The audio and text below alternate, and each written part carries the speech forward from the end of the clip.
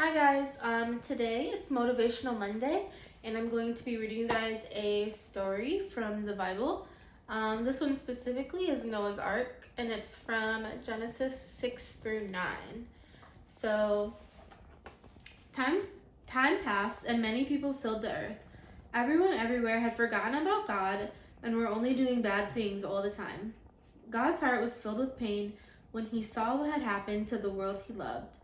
Everywhere was disease and death and destruction, all the things God hates most. Now, Noah was God's friend. Noah listened to God. He talked to God. He just loved being with God, like you do with your best friend. Noah, God said, things have gone wrong. People have filled my world with hate instead of love. They are destroying themselves and each other and my world. I must stop them. First, we'll build an ark. A storm is coming, God told Noah, but I will rescue you, I promise. I'll send the animals to you, ones that creep and crawl and slither and slime and gallop and hop and bound and climb. And don't forget to pack everyone's food. The storm was going to wash away all the hate and sadness and everything that had gone wrong and made the world clean again. God had thought up a way to keep Noah safe, but Noah would have to trust God and do exactly what God told him. So Noah built an ark. Noah's neighbors came out to watch and point and laugh because they didn't believe God, or they didn't believe Noah about the boat or the storm or needing to be rescued. And Noah must have looked rather silly because his boat was in the desert. The desert was nowhere near the sea, and there wasn't even a cloud in the sky. Why would anyone need an umbrella, let alone a boat? But Noah didn't mind so much what other people thought. He minded what God thought. So he just did what God told him to do. When the ark was ready, God said, "All aboard," and Noah's family and all the animals climbed inside, and then God shut the door. And it started raining for minutes. That joined up into hours, that joined up into days, that joined up into weeks and weeks.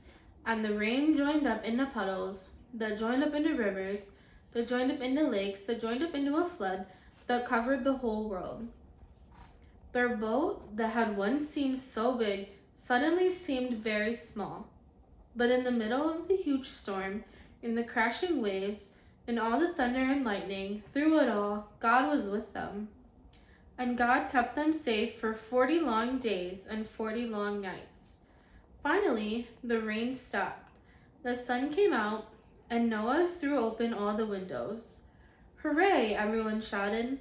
Noah sent his dove out to explore, and it wasn't long before she brought him back a fresh olive leaf. Everyone knew exactly what that meant. She had found a tree and land. The water was going down. At last the boat landed quite suddenly on top of a great mountain. As soon as it was safe, God said, "Out you come," and so they did, everyone skipping and dancing onto dry land. The first thing Noah did was to thank God for rescuing him just as he had promised. And the first thing God did was make another promise. "I won't ever destroy the world again."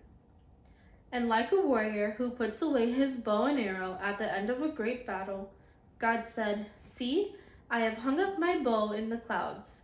And there in the clouds, just where the storm meets the sun, was a beautiful bow made of light. It was a new beginning in God's world.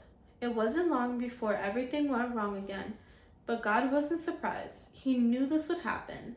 That's why, before the beginning of time, he had another plan. A better plan. A plan not to destroy the world, but to rescue it. A plan to one day send his own son, the rescuer. God's strong anger against hate and sadness and death would come down once more, but not on his people or his world.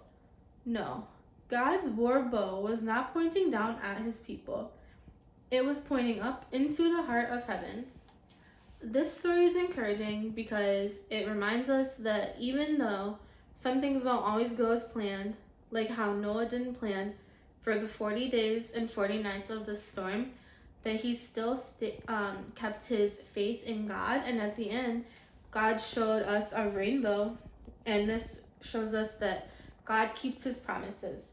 So even now, during this time when we don't get to go to school or see our friends as often, I encourage you guys to think of the promises that God has made and God has kept the next time that you guys see a rainbow. That's all I have for today, but stay tuned for next week when we have another Motivational Monday video. Bye guys.